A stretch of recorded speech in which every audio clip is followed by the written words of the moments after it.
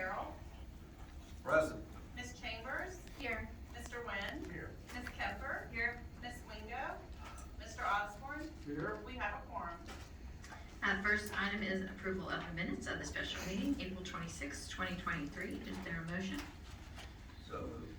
That's Mr. Carroll and Mr. Wynn. Any discussion? All in favor? Aye. Any opposed? Motion carries. Next is minutes of the special meeting of May 2nd, 2023. Do I have a motion? So moved. Mr. Carroll? Second. Mr. Wynn, any discussion? All in favor? Any opposed? Motion carries. Next is a proclamation proclaiming May 14th, 2023 is National Police Week. And so the proclamation reads, whereas the members of the Florence Police Department stand watch over our citizens, selflessly risking their lives to protect individuals, families, neighborhoods, and property against crime. And whereas it is important that all citizens recognize the duties, responsibilities, hazards, and sacrifices of local law enforcement agencies. And whereas in 1962, President Kennedy proclaimed May 15th as National Peace Officers Memorial Day, and the calendar week in which May 15th falls as National Police Week, in honor of those law enforcement officers who, through their courageous deeds, have made the ultimate sacrifice and service to their community or have become disabled in the performance of duty. And whereas the Florence Police Department, past and present, who by their faithful and loyal devotion to their responsibilities have rendered dedicated service to the community, now therefore be it proclaimed that I, Julie Abishon, Mayor of the City of Florence, and behalf of the members of Florence City Council, do hereby proclaim the week of May 14th through the 20th, 2023 as Police Week in the City of Florence, Kentucky, and hereby publicly salute the service of law enforcement officers in our community. So congratulations to them.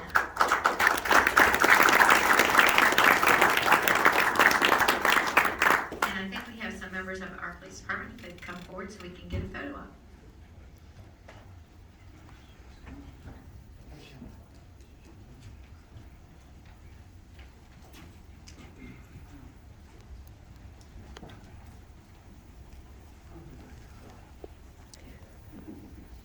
You want me to know?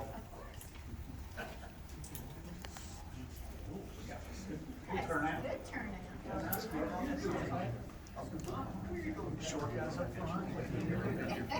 Come on, Daniel, get up here close there. Yeah. Yeah. Makes me feel tall.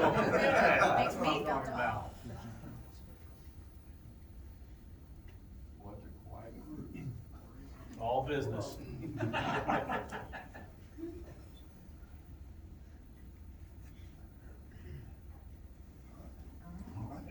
Yeah. Thanks, Jimmy. You go work. You knocked out a park We do have another part. area. We do.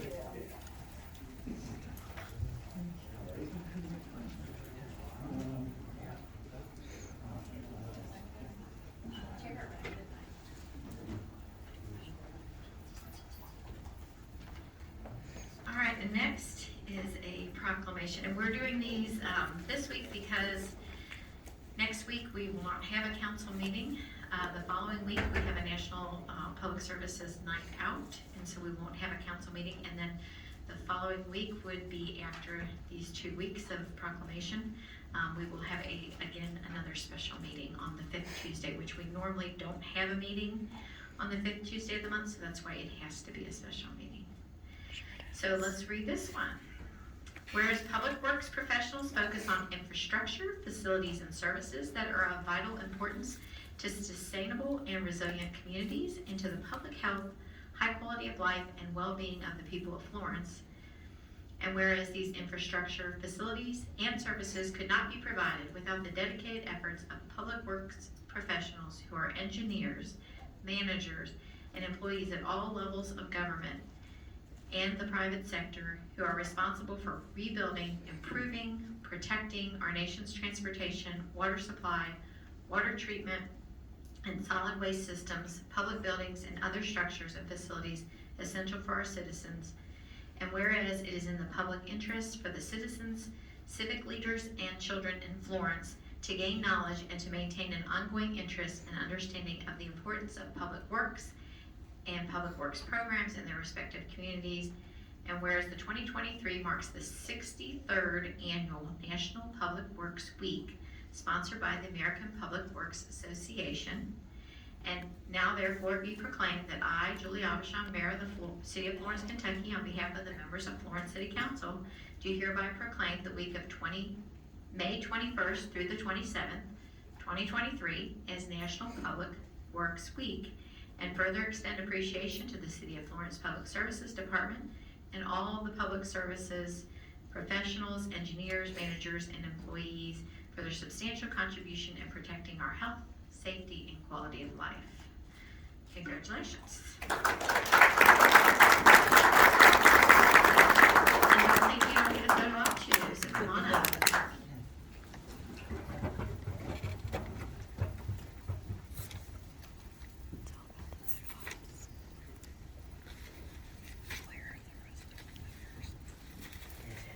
If you look up there. There's some on that side too, yeah.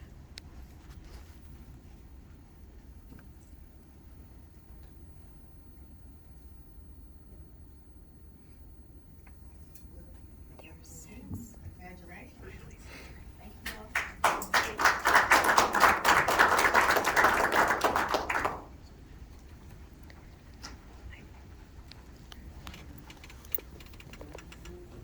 Patricia's not here. I don't think Dave's here either. Next is a second reading of ordinance 014, 2023. It's an ordinance adopting and approving a zoning map amendment for commercial 2, C2 to suburban residential 2, SR2, for the approximate 0.48 acre site located at 7309 Dixie Highway, Florence, Kentucky, to allow the existing building to be used as a single-family home for rental. It's Blacklick Real Estate Holdings, LLC. The ordinance adopts and approves the zoning map amendment from commercial 2 to suburban residential 2 for an approximate 0.48 acre site located at 7309 Dixie Highway to allow an existing building to be used as a single-family home for rental. The full text of ordinance 014, 2023, including its exhibits, is available for examination in the office of the city clerk of the city of Florence, Kentucky, in the Florence Government Center at 8100 Ewing Boulevard, Florence, Kentucky, during regular office hours. Is there a motion? So moved. Second. Mr. Wynn, second by Mr. Osborne. Any discussion? Would make an observation that I also made the last time. I know the property in question is gonna be zoned residential 2, SR2. I'm concerned about that. I'm not gonna vote against it, but I'm just gonna raise an issue that might be more zoning than is needed for this particular request. But it's pretty far down the path, just one time to make a change. I think it could come back to bite us at some point in the future. Mr. Hunt? Yeah, so real quick, the reason it wasn't zoned SR1 is the minimum density standards is 5 acres. It's really 5 acres for a lot of the different zoning designations. So it abuts an SR2 zone, so that is why it was allowed to change to residential zoning. The difference is, SR1 is 4 dwelling units an acre, SR2 is 8, so it's a little bit more density. If you try to add additional dwellings in there, chances are we'll have to come back before this council to be considered, but it is a valid point. Generally speaking, we wouldn't allow that to be SR2 on its own because of the density. Any other discussion? We do have a motion and a second. All in favor? Aye. Any opposed? Motion carries. Next, we have the mayor's report. Or, no. Oh, I'm sorry. Just, sorry. Discussion of possible action on municipal order MO 9/2023.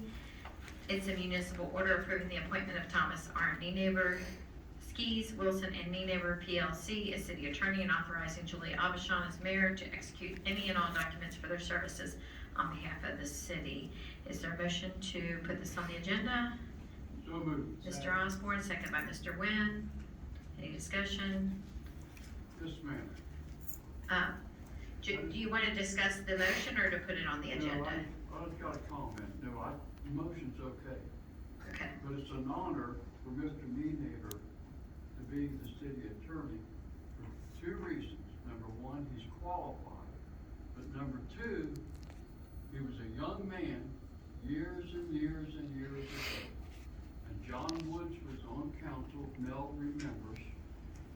And Mr. Neighbor came in for an issue. And John Woods said, "Little Tommy Neighbor going back home." And ever since that, has stayed with me. You remember that, Mr. Neighbor? I do. And it happened more than once. Yes, so I'm proud that we really voted him to be the city attorney. We haven't voted yet, we're voting to put it on the agenda, Well, so, You know what I'm saying? I do. All in favor? Any opposed? All right, motion carries, and now we'll do municipal order MO 9/2023. David, would you like to make that motion? Yes. All right, Mr. Osborne, second by Mr. Nguyen. Any discussion on the appointment of Skis Wilson and Neighbor PLC as the city attorney? An observation, if I may, I was on council, the meeting that, we approved, the hiring of Hugh Skis as our city administrator. And he's the only administrator that the only, lawyer that we've had in the city during that period of time. And I'm happy to vote for Mr. Neighbor for this particular issue. Any other discussion? Second. All in favor? Aye. Any opposed? Motion carries. Now we have the mayor's report. All right, the 9/11 Never Forget mobile exhibit, which we did have our opening ceremonies for on Saturday. It went really well. We had first responders there, police, fire, and we had some TSA folks there, so that was awesome to see. We had our parade bringing the exhibit to the campus, and that was quite a sight to see with the Freedom Riders and the Marines, motorcycle groups there participated in that. That was just, state police was there, sheriff. So I think Grant County had sent some units up as well. So that was just an awesome way to bring it to the campus. And now that it's here, it will be open daily, May 6th through the 14th from 12 to 6, with the exception of May 12th. The hours will be 10 to 4 because that will be first responders game night at the Florence Y'alls. First responders and their families will get in free, and the firefighters from the 9/11 Never Forget mobile exhibit, which are from New York City, they will also be in attendance during that game. And all first responders will be invited onto the field for a special tribute. So for more information, visit the Florence Y'alls website.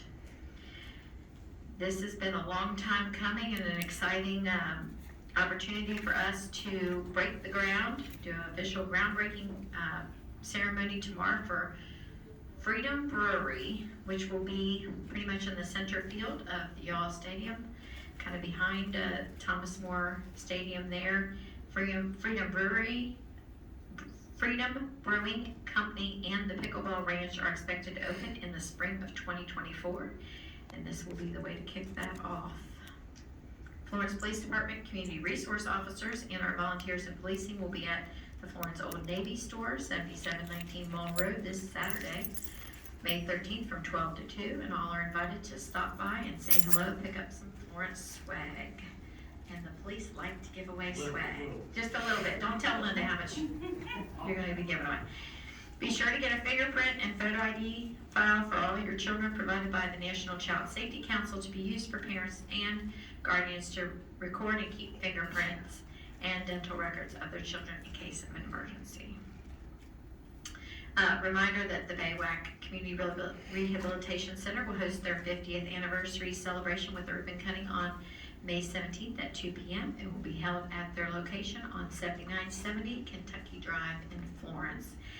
It's a milestone to make 50 years of any business, and this is one organization that has just impacted so many lives and so many families throughout the years, so hats off and salute to them. Public Services Department Night Out, I alluded to earlier, it's Tuesday, May 23rd at the Florence Mall parking lot, from 4 to 6. It is always a great time for the little ones to get up into the big vehicles and blow some horns and see how things are working in those, public services apparatus that on display there. And I think they're gonna feed us a little bit too, so it's always a good time. We are still accepting applications for Memorial Day Parade. The deadline is May 15th. And the Florence Aquatic Center will open May 27th. The hours of operation are 11 to 7, and I am so glad it finally feels like it might be swimming pool weather this week, because it's been really cold up until now. You can buy memberships as well as passbooks at our finance counter until the pool opens, and then at that time, you'll be able to purchase those at the Aquatic Center. City offices will be closed Monday, Memorial Day, May 29th, so, and that is all I have. So I will entertain, there's no need for a closed session, so I will entertain a motion to adjourn. So. Mr. Carroll? Second, Mr. Nguyen. All in favor? Any opposed? Motion carries. Thank you.